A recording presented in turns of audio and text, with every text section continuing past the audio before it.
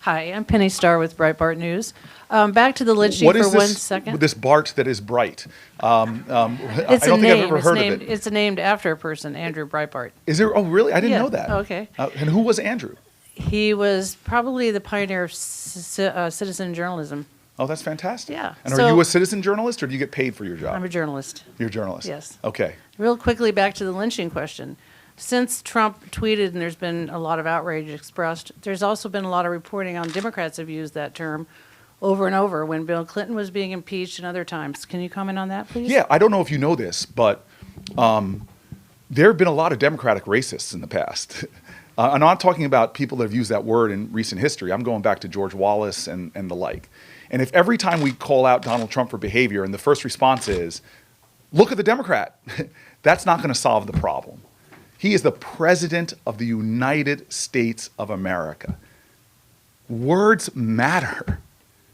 And excusing him because some Democrat used the same word, we weren't taught those morals on the playground, for crying out loud.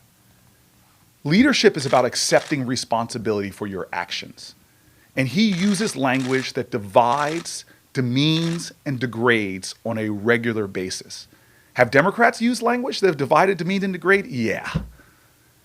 But he is the President of the United States. And so do I have a level of accountability for him? Absolutely. And at a time that people are trying to score political points by dividing us along racial lines, at a time that I have journalists come up to me and tell me about their spouse. This one journalist said to me that their spouse was crying the other day because they're afraid to speak Spanish in public. At a time that a president can't condemn white supremacists, or even say at a time that the majority of our terrorist attacks since 9/11 have been right-wing terrorist attacks, the majority of them white supremacist attacks, and our president isn't even willing to recognize that as a problem?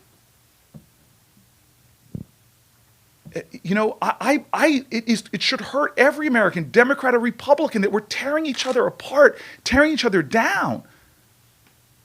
This president is complicit. This president is responsible. This president is adding to a climate that's not only dangerous and creating less safety in our country, but he is inciting division and hate. So don't point out to me as an excuse for his behavior other Democrats. This is a moment where we need some sacred honor. God, you know what? We need a new president. And I'm going to tell you this because I know some of my Republican colleagues who are so honorable, who find his words repugnant. There were people who were willing to say it yesterday, that he used the wrong words. They understand the damage that it causes America. We are tearing each other apart. And as a guy who has privilege to read classified documents, the last time I went into the SCIF in the Senate, you know what I was reading? I was reading the intelligence reports about what the Russians are doing to undermine our republic. And God, I wish I could have ripped a couple pages out and brought them into the public, because one of their strategies I saw in detail is to make us hate each other, is to pour gasoline on the lines that divide us and hope they tear us apart. I hear echoes of Khrushchev, who said that this country will not take us down tank for tank or battleship for battleship. His theory was that America would crumble from within.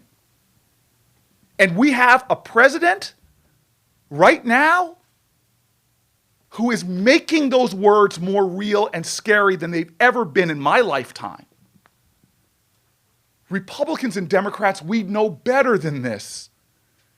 And we can't allow it or excuse it, or else we are complicit in that as well.